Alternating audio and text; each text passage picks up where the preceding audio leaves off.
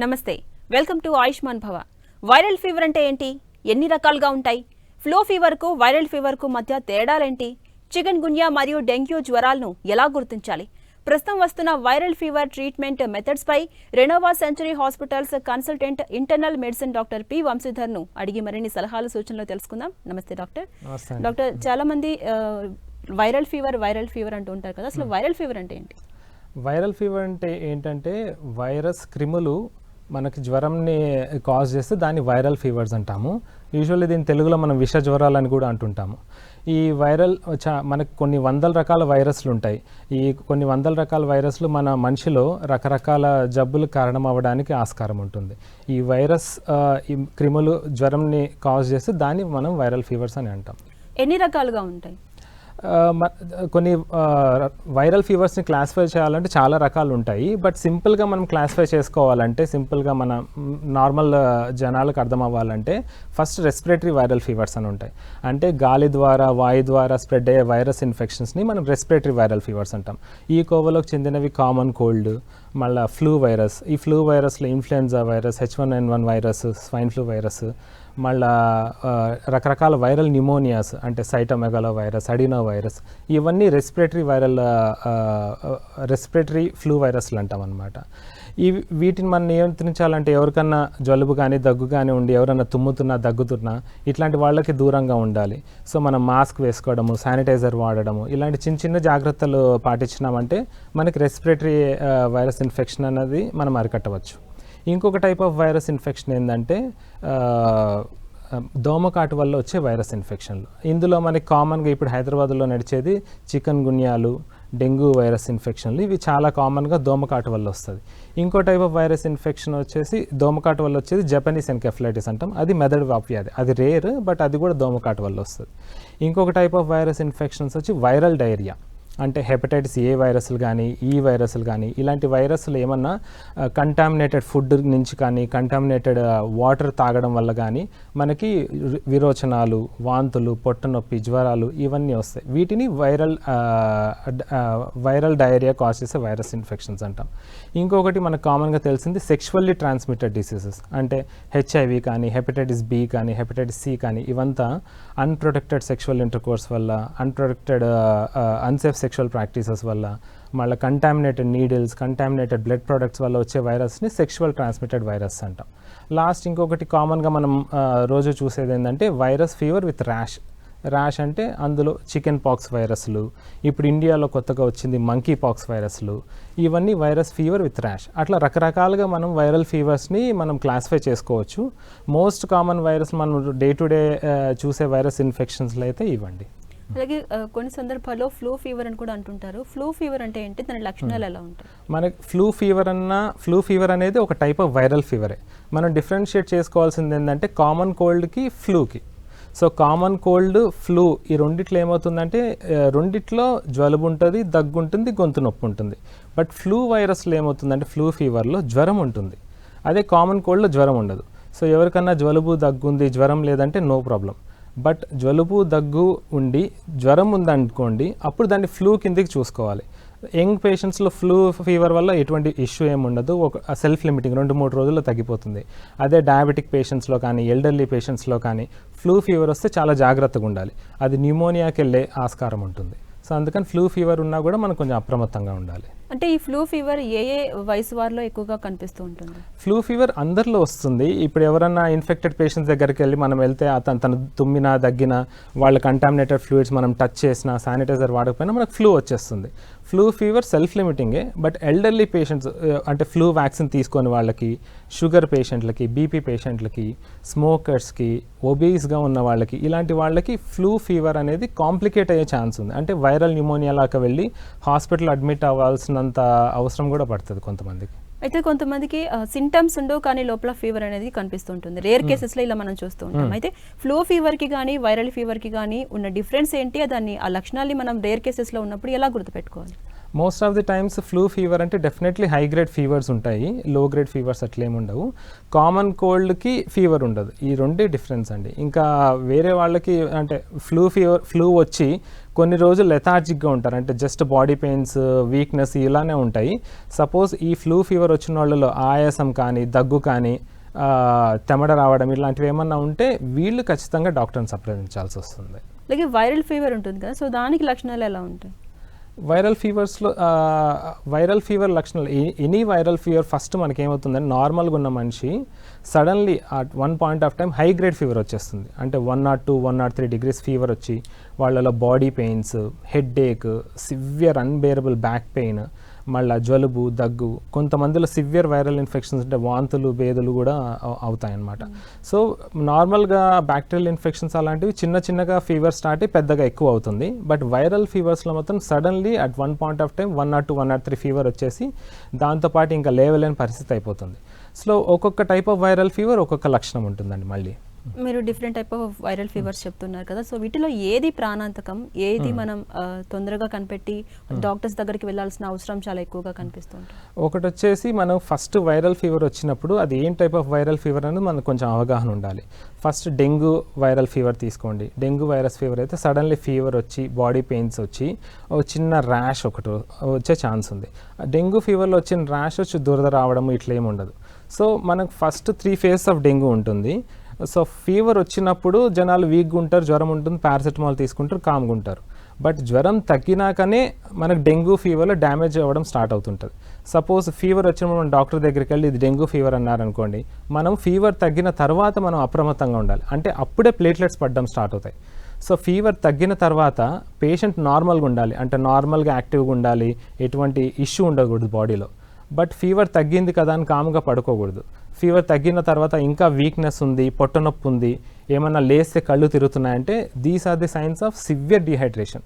Any dengue పేషెంట్స్లో పొట్ట నొప్పి, వాంతి, కళ్ళు తిరుగుతున్నాయంటే డైరెక్ట్గా హాస్పిటల్కి వెళ్ళి అడ్మిట్ అయ్యి సలైన్ తీసుకోవడం చాలా మంచిది. అలాంటి వాళ్ళకి ప్లేట్లెట్స్ పడడం స్టార్ట్ అవుతాయి. సో మనం స్టార్టింగ్ స్టేజెస్లో సలైన్, ఐవి ఫ్లూయిడ్స్, హైడ్రేషన్ చేస్తే ప్లేట్లెట్స్ ఎక్కువ పడవు. అదే స్టార్టింగ్ స్టేజెస్లో డీహైడ్రేట్ అయ్యి సరిగ్గా ఫ్లూయిడ్స్ తీసుకోకపోతే ప్లేట్లెట్స్ 2 లక్షల నుంచి 1-2 రోజుల్లోనే 30,000, 40,000 పడిపోతాయి. ఇది డెంగ్యూది ఒకటి. ఇంకొకటి ఫ్లూ వైరస్. ఫ్లూ ఫీవర్స్లో ఏమవుతుందంటే సింపుల్ ఫ్లూ నేను చెప్పినట్టు న్యూమోనియా లాగా అవుతాయి, మళ్ళీ వాళ్ళు సిక్ అవుతారు. ఇలాంటి వాళ్ళు ఖచ్చితంగా వెళ్ళి హాస్పిటల్ అడ్మిట్ అవ్వాల్సి వస్తుంది. మరొకటి ఏంటంటే చికెన్ గున్యా. సో ఆ మధ్య కాలంలో ఎంత ప్రబలిందో మనకు అందరికీ తెలిసిన విషయం. అయితే చికెన్ గున్యాకి లక్షణాలు ఎలా ఉంటాయి? ఈ చికెన్ గున్యా వచ్చేసి నొప్పులతోనే స్టార్ట్ అవుతుందంటారా, లేకపోతే ఇంకా ఏమైనా సింటమ్స్ అనేవి యాడ్ అవుతాయా? చికెన్ గున్యా మనకి ఒక 15 to 20 years బ్యాక్ ఒక ఎపిడమిక్ వచ్చింది. అప్పుడు చాలామంది severe body pains, joint pains suffer అయినారు, బట్ తగ్గిపోయింది. ఇప్పుడు వచ్చిన కొత్త స్ట్రెయిన్ ఏమవుతుందంటే ఈ చికెన్ గున్యా వల్ల పిల్లల్లో కూడా ఎఫెక్ట్ అవుతుంది. వాళ్ళలో కొంచెం స్కిన్ ర్యాష్ రావడము, ముక్కు మీద నల్లగా అవ్వడము, హైపర్ పిగ్మెంటేషన్ రావడం, ఇది కూడా చిన్నపిల్లల్లో అవుతుంది. అదే పెద్దవాళ్ళలో అయితే సివియర్ జాయింట్ పెయిన్స్ అంటే ఎస్పెషల్లీ హ్యాండ్స్లో, నీస్లో, యాంకిల్లో అసలు లేవలేని పరిస్థితి, అంటే వాళ్ళు హాస్పిటల్కి రావడం కూడా వీల్ చైర్లో వస్తారు. సో ఇలాంటి వాళ్ళ చికెన్ గున్యాలో ఫస్ట్ ఫీవర్ వస్తుంది, తర్వాత జాయింట్ పెయిన్స్ వస్తుంది. ఒక 3-4 days తర్వాత ఫీవర్ తగ్గిపోతుంది, కానీ 70% వాళ్ళలో మాత్రము జాయింట్ పెయిన్స్ చాలా వరకు సస్టైన్ అవుతాయి అన్నమాట. ఆల్మోస్ట్ ఒక 2 weeks, 3 weeks వరకు ఉంటుంది. కానీ 10-20% వాళ్ళలో మాత్రము కొన్ని నెలల తరబడి, ఏళ్ల తరబడి కూడా ఉంటుంది. కానీ ఏదైనా చికెన్ గున్యా పేషెంట్కి మనకు జాయింట్ పెయిన్స్ ఉన్నప్పుడు ఒక 3 నెలల తర్వాత కూడా జాయింట్ పెయిన్స్ ఉంటే వాళ్ళని క్రానిక్ ఆర్థరైటిస్ కింద లేబుల్ చేస్తాం. సో ఫస్ట్ 2 వారాల్లో మనం చికెన్ గున్యా పేషెంట్స్కి పెయిన్ కిల్లర్స్ ఇచ్చి, ఆయింట్మెంట్లు ఇచ్చి, పెయిన్ కిల్లర్ ఆయింట్మెంట్స్ ఇచ్చి, కావాలంటే ఫిజియోథెరపీ, అల్ట్రాసోనిక్ థెరపీ ఇవన్నీ చేసి కొంచెం వరకు ఉపశమనం పొందొచ్చు. బట్ 2-3 weeks పైన ఉంటే వాళ్ళకి స్టెరాయిడ్స్ పెట్టాల్సి వస్తుంది. 2-3 months పైన ఉందంటే ఇంకా స్టెరాయిడ్ స్పేరింగ్ డ్రగ్స్ అంటాం, మెథోట్రెక్సేట్ ఇలాంటి కాంప్లికేటెడ్ డ్రగ్స్ వాడాల్సి వస్తుంది. అంటే ఈ స్టెరాయిడ్స్ అనేవి యూజ్ చేయడం వల్ల సైడ్ ఎఫెక్ట్స్ ఏముండవంటారా? స్టెరాయిడ్స్ వల్ల ఇట్స్ డబుల్ ఎడ్జ్ స్వర్డ్ అండి, అందరికి తెలిసిందే. స్టెరాయిడ్స్ వల్ల కొన్ని సైడ్ ఎఫెక్ట్స్ ఉంటాయి. యంగ్ పేషెంట్స్లో సేఫ్గా వాడచ్చు, బట్ ఎల్డర్లీ పేషెంట్స్, షుగర్ పేషెంట్స్లో కొంచెం జాగ్రత్తగా చూసుకోవాలి. సో స్టెరాయిడ్స్ వాడడం కూడా 10 రోజుల నుంచి 14 రోజుల వరకు, అంటే 1 to 2 weeks డ్యూరేషన్ వరకే స్టెరాయిడ్స్ వాడతాం, అంతకంటే ఎక్కువ వాడం. దాని తర్వాత ఇంకా పెయిన్స్ ఉన్నాయంటే వాళ్ళని స్టెరాయిడ్ స్పేరింగ్ డ్రగ్స్ అంటాము, మెథోట్రెక్సెట్ ఇలాంటి వాటి మీద స్టార్ట్ చేసి స్టెరాయిడ్స్ ఆపేసుకోవచ్చు. సో అది డాక్టరే చేయాలి, ఓవర్ ది కౌంటర్ కానీ ఎవరో ఫార్మసిస్ట్ చెప్పారు కానీ ఎవరన్నా ఆర్ఎంపీ చెప్పారని మాత్రం చేయకూడదు. డాక్టర్స్ చూసుకొని క్లోజ్ వాచ్ పెట్టి క్లోజ్ మానిటరింగ్ పెట్టుకొని స్టెరాయిడ్స్ 10 days వరకే ఇచ్చి దాని తర్వాత స్టెరాయిడ్ స్పేరింగ్ డ్రగ్స్ స్టార్ట్ చేస్తే చికెన్ గున్యాలో ఉన్న జాయింట్ పెయిన్స్ ఆల్మోస్ట్ 70 to 80% వరకు తగ్గిపోతే వాళ్ళ డైలీ యాక్టివిటీస్ వాళ్ళు చేసుకోగలరు. అలాగే పెద్ద వయసు ఉన్న వారిలో ఈ స్టెరాయిడ్స్ ఎప్పుడైతే యూజ్ చేస్తారో ఆ టైంలో ఎలాంటి జాగ్రత్తలు తీసుకోవడం జరుగుతుంది? స్టెరాయిడ్స్ యూజ్ చేసే వాళ్ళలో సపోజ్ డయాబెటిక్ పేషెంట్స్ ఉన్నారనుకోండి, నార్మల్గా ఉన్న షుగర్స్ చాలా హై అయిపోతాయి. సో షుగర్స్ ఒకటి జాగ్రత్తగా చూసుకోవాలి. ఇంకోటి స్టెరాయిడ్స్ వాడినప్పుడు మనకేమైనా దెబ్బలు కానీ ఇన్ఫెక్షన్ కానీ ఉంటే అవి మారడం కొంచెం కష్టమవుతుంది. సో మనము ఇన్ఫెక్షన్స్ రాకుండా చూసుకోవాలి. అండ్ వాళ్ళలో ఇమ్యూనిటీ కూడా తగ్గుతుంది. ఎవరన్నా సిక్ పేషెంట్ దగ్గరికి వెళ్లకుండా ఉండడము, ఇలాంటి జాగ్రత్తలు తీసుకుంటే సరిపోతుంది. అలాగే కొంతమంది బీపీ పేషెంట్స్ ఉంటారు, షుగర్ పేషెంట్స్ ఉంటారు, ఇతర డిజీజెస్ కూడా ఉండి ఉంటాయి. సో వాళ్ళకి స్టెరాయిడ్స్ ఇవ్వడం సేఫే అంటారు? మనము యూజువలీ డాక్టర్స్ చికెన్ గున్యా ఆర్థరైటిస్ పేషెంట్స్లో మనం 10 days స్టెరాయిడ్స్ ఇస్తాం. అది కూడా వెరీ లో డోస్, అంటే 5 to 7.5 milligram ఇస్తాం. ఇంత లో డోస్ స్టెరాయిడ్స్ అంత షార్ట్ డ్యూరేషన్ ఇస్తున్నాం కాబట్టి దాని నుంచి 90 to 95% ఎటువంటి కాంప్లికేషన్స్ రావు. అంతకంటే ఎక్కువ వాడితే కాంప్లికేషన్స్ వస్తాయి. బట్ మనం 10 days కల్లా టేపర్ చేసి స్టాప్ చేసేస్తాం అన్నమాట. అలాగే డెంగ్యూ ఫీవర్ పెద్దవాళ్ళకు వస్తే చనిపోతారు అనే థాట్ జనాల్లో ఉంటుంది. నిజంగానే డెంగ్యూ ఫీవర్ అనేది పెద్దవాళ్ళల్లో వస్తే లేదా ఇతర డిసీజెస్ ఉన్న వాళ్ళల్లో వస్తే చనిపోవడం జరుగుతుందా, లేకపోతే ఎలాంటి జాగ్రత్తలు ఆ టైంలో తీసుకుంటే మంచిది? డెంగ్యూ ఫీవర్ యూజువల్లీ పిల్లల్లో కానీ పెద్దవాళ్ళలో కానీ ఎల్డర్లీ పీపుల్లో వస్తే కాంప్లికేషన్ రేట్ చాలా హై. సో వీళ్ళలో ఏం చేయాలంటే ఫస్ట్ ఫీవర్ వచ్చిన స్టార్టింగ్ స్టేజెస్లోనే చాలామంది ఏం చేస్తారు, ఇంకా 4 రోజులు ఆగి బ్లడ్ టెస్ట్ చేద్దాము, ఇంకా వారం ఆగి చేద్దాం అంటుంటారు. ఇప్పుడే చేస్తే నెగిటివ్ వస్తుంది అంటుంటారు. సో ఇప్పుడు మనకు కొత్త టెస్ట్లు వచ్చాయండి, PCR టెస్ట్లోనే వచ్చాయి. సో ఇవాళ ఫీవర్ వస్తే మనం నెక్స్ట్ డే చేసినా మనకు పాజిటివిటీ తెలుస్తుంది. సపోజ్ IgM టెస్ట్ ఇలాంటివి చేస్తే 4 రోజుల తర్వాత తెలుస్తుంది. సో వాట్ ఎవర్ మనం డెంగ్యూ అని తెలిసిన ఫస్ట్ ఏ టైప్ ఆఫ్ జ్వరం అని తెలుసుకోవాలి. డెంగ్యూ అని తెలిసిన వెంటనే స్టార్టింగ్ డేస్ నుంచి హైడ్రేషన్ అనేది వెరీ ఇంపార్టెంట్. చిన్నపిల్లలు కానీ పెద్దవాళ్ళు కానీ వాళ్ళ బాడీ వెయిట్ తగ్గట్టు ఫ్లూయిడ్స్ ఎక్కువ తీసుకోవాలి. అంటే నార్మల్ 60 kilo బాడీ వెయిట్ వాళ్ళు minimum 5 liters of fluids in a day తీసుకోవాలి. అంటే నీళ్లు కానీ మజ్జిగ, జ్యూసులు, బటర్ మిల్క్ ఏదైనా పర్లేదు. సో ఫ్లూయిడ్స్ తాగుతూనే ఉండాలి. ఎంత ఎక్కువ తాగితే మనకి బాడీలో హైడ్రేషన్ మెయింటైన్ అయ్యి మనకి బీపీ లో అవ్వడాలు, ప్లేట్లెట్ లో అవ్వడాలు తగ్గుతాయి. సో డెంగ్యూలో వచ్చే సిస్టమిక్ క్యాపిలరీ లీక్ సిండ్రోమ్ అంటాం. అంటే మన బాడీలో బ్లడ్ వెజల్స్ నుంచి నీరు ఊరిపోతుంది. అది అవ్వకుండా చేయాలంటే మనం ఎక్కువ నీళ్లు తాగాలి. సో ఎస్పెషల్ ఎల్డర్లీ పేషెంట్స్ కొంచెం జాగ్రత్తగా ఉండాలి. వాళ్ళలో heart disease, liver disease, kidney డిసీజులు ఉన్న వాళ్ళకి ఎక్కువ నీళ్లు తాగలేరు. సో డాక్టర్ని సంప్రదిస్తూ ఎంత ఫ్లూయిడ్ ఇంటేక్ ఉండాలో కొంచెం సలహా తీసుకొని దాని ప్రకారం తీసుకుంటే కాంప్లికేషన్స్ ఏం రావండి. అలాగే జనాల్లో ఇంకొక ఆలోచన కూడా ఉంటుంది డాక్టర్, మీరు ఇందాక చెప్పినట్టు ఇన్ని రోజులు ఉంటే ఈ ఫీవర్ అని లేదా ఇన్ని రోజులు ఉంటే ఈ ఫీవర్ అని ఒక థాట్ ఉంటుంది. లేకపోతే ఆ తర్వాత ఇంకా ఫీవర్ అనేది కొనసాగితే కనుక హాస్పిటల్కి వెళ్దాంలే అని ఒక రిజెక్ట్ చేస్తూ ఉంటారు ఆ టైంని.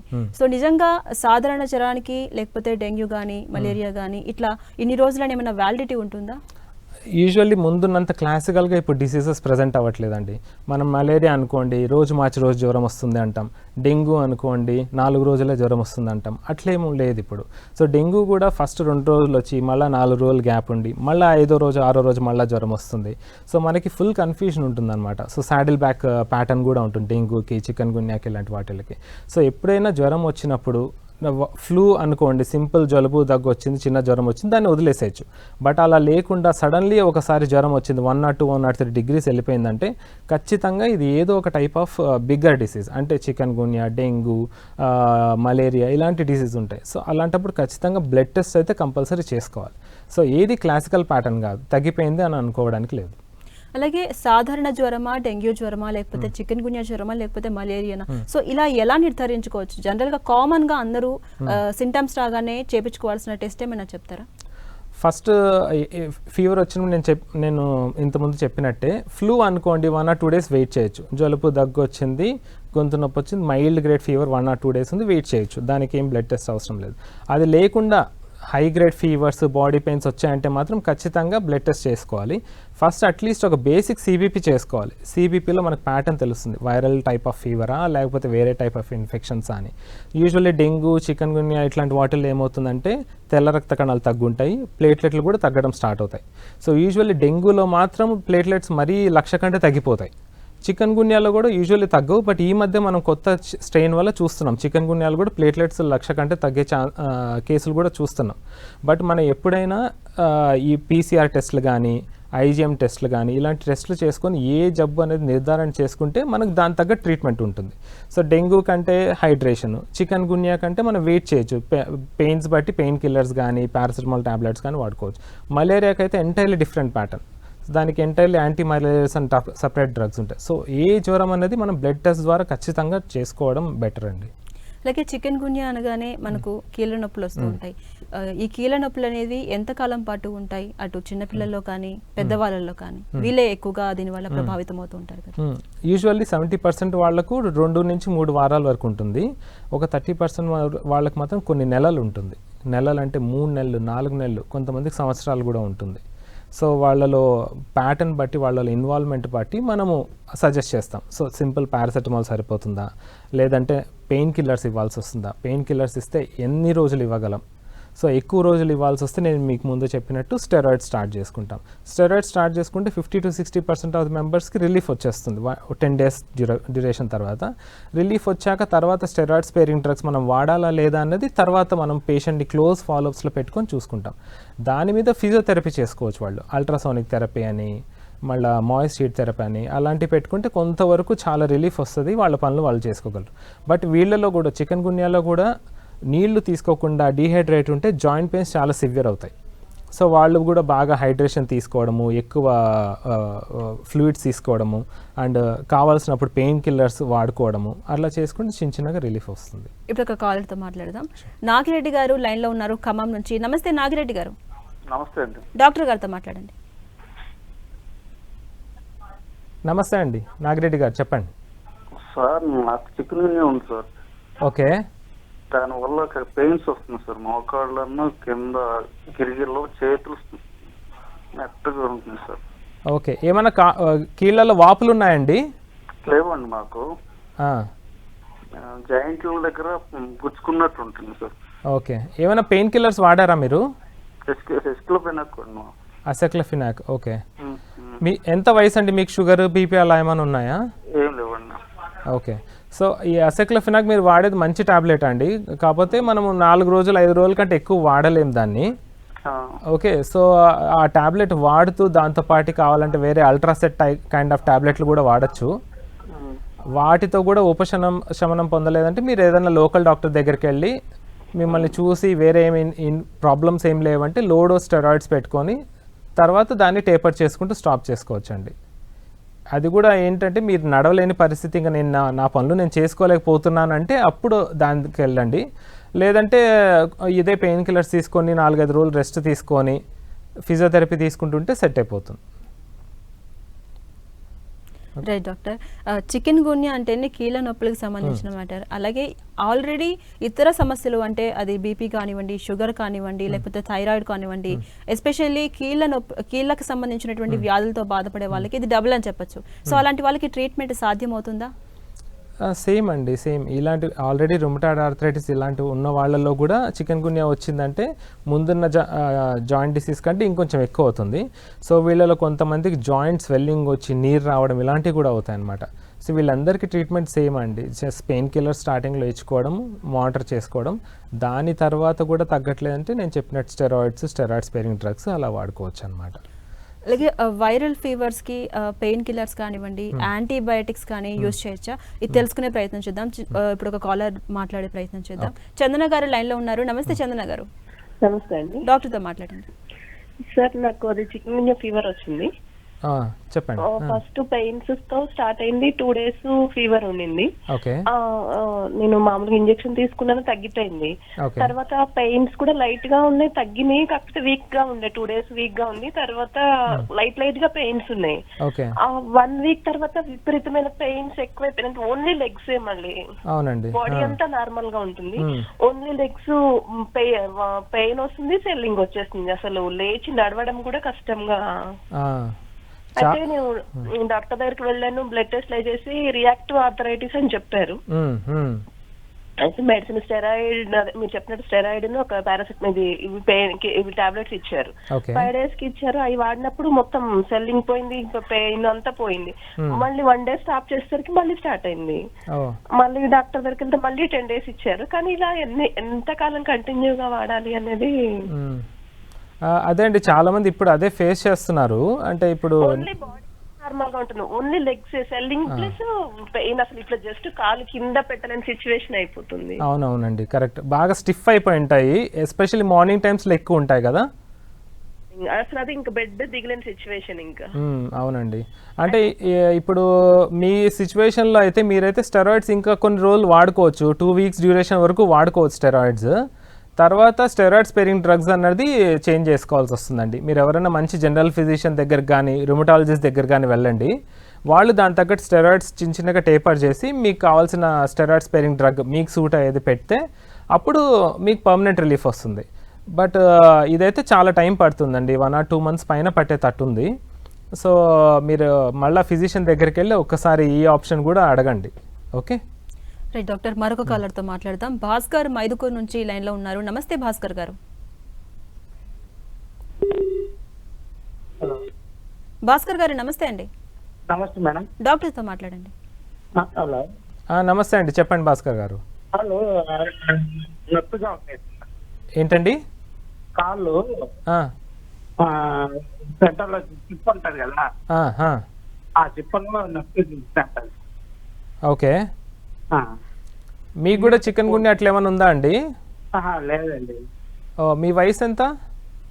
46. ఓకే ఓకే, ఏమన్నా దెబ్బ తగలడం అట్లేం అవ్వలేదు కదండి? ఏం లేదు.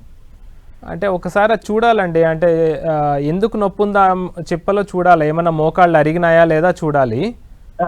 అది ఒకసారి లోకల్ ఆర్థోపెడిషియన్ డాక్టర్ దగ్గరికి వెళ్ళి ఒకసారి కన్సల్ట్ అవ్వాలండి. Yeah okay okay right doctor, ఇందాక మనం అనుకున్నట్టు వైరల్ ఫీవర్స్కి పెయిన్ కిల్లర్స్ కానీ యాంటీబయాటిక్స్ కానీ ఇవ్వచ్చా? ఒకవేళ ఇస్తే ఎంత మొత్తంలో ఇస్తే మంచిది? ఓకే, యూజువల్లీ వైరల్ ఫీవర్స్లో యాంటీబయాటిక్స్ అనేది యూస్ చేయమండి. బట్ మోస్ట్ కామన్ రిక్వైర్మెంట్ కొన్నిసార్లు వచ్చి ఫ్లూ కేసెస్లో వస్తుంది. అంటే ఫ్లూ అనేది స్టార్టింగ్ వైరల్తో స్టార్ట్ అయినా అది 4-5 రోజుల తర్వాత తగ్గలేదనుకోండి, సెకండరీ బ్యాక్టీరియల్ ఇన్ఫెక్షన్స్ వస్తాయి. సో ఇలాంటి వాళ్ళల్లో ఫ్లూ ఫారింజైటిస్ కానీ ఫ్లూ న్యూమోనియాలు కానీ సెకండరీ బ్యాక్టీరియల్ ఇన్ఫెక్షన్స్ ఉన్నప్పుడు కొన్నిసార్లు యాంటీబయాటిక్స్ వాడుకోవాల్సి వస్తుంది. So depending on the severity injections ఆ టాబ్లెట్స్ డిసైడ్ చేసుకుంటాం. బట్ పెయిన్ కిల్లర్స్ అనేది కొన్నిసార్లు ఫ్లూ కేసెస్లో పారాసిటమాల్తో తగ్గిపోతుంది. కొన్నిసార్లు 4th day 5th day కూడా ఫీవర్ బ్రేక్ అవ్వనప్పుడు కొన్నిసార్లు పెయిన్ కిల్లర్స్ ఇవ్వాల్సి వస్తుంది. అదే డెంగ్యూలో అయితే పెయిన్ కిల్లర్స్ కానీ యాంటీబయాటిక్స్ కానీ ఎటువంటి స్కోప్ అవసరం లేదు. జస్ట్ హైడ్రేషన్ సింప్టమాటిక్ ట్రీట్మెంట్తో డెంగ్యూతో తగ్గిపోతుంది. చికెన్ గున్యాలో మనం ఎంతసేపు మాట్లాడుకున్నట్టే చాలా వరకు పెయిన్ కిల్లర్స్ రిక్వైర్మెంట్ ఉంటుంది. At least 1 week to 10 days pain killers ఇచ్చుకోవాల్సి వస్తుంది. ఇప్పుడు ఒక కాలర్తో మాట్లాడదాం. దత్తు ఏలూరు నుంచి లైన్లో ఉన్నారు. నమస్తే దత్తు గారు. నమస్తే మేడం. డాక్టర్తో మాట్లాడండి.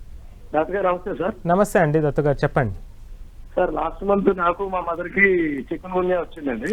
ఓకే, బట్ ఇక్కడ అంటే గవర్నమెంట్ పిహెచ్సిలో only dengue and malaria test చేశారు కానీ చికెన్ గున్యా పర్టికులర్ టెస్ట్ లేదు. ఓకే, బట్ నాప్రోజ్ B500 అనేది వాడాం సార్.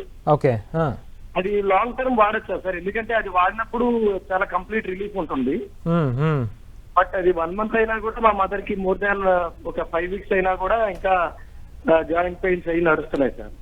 అదే అండి, అంటే నాప్రోక్సిన్ మీ మదర్ అంటే ఎల్డర్లీ పర్సన్కి అంత ఎక్కువ వాడకూడదు. అవి NSAIDs అంటారు అనమాట, పెయిన్ కిల్లర్స్ అవి. సో అది నార్మల్లీ 10 రోజులు 2 వారాల కంటే ఎక్కువ ఇయ్యమన్నమాట. దానివల్ల కొంత కిడ్నీల మీద ఎఫెక్ట్ పడడం ఇవన్నీ అవుతాయి.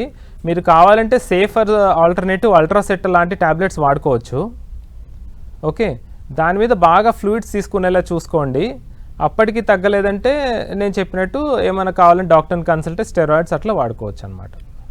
ఓకే డాక్టర్, వైరల్ ఫీవర్ అంటే ఏంటి, ఫ్లూ ఫీవర్ అంటే ఏంటి, డెంగ్యూ ఫీవర్ అంటే ఏంటి, ఇలా ఎన్ని టైప్స్ ఉంటాయి, ట్రీట్మెంట్ అనేది ఎలా ఉంటుంది, లక్షణాలు ఎలా ఉంటాయి, ఎప్పుడు హాస్పిటల్లో అడ్మిట్ కావాలి, ఇలా డీటెయిల్గా ఎక్స్ప్లెయిన్ చేసే ప్రయత్నం చేశారు డాక్టర్ వంశీధర్ గారు. ఎక్స్ప్లెయిన్ చేసినందుకు థ్యాంక్ యూ డాక్టర్. చూసారు కదా, ఇది ఇవాల్టి ఆయుష్మాన్ భవ.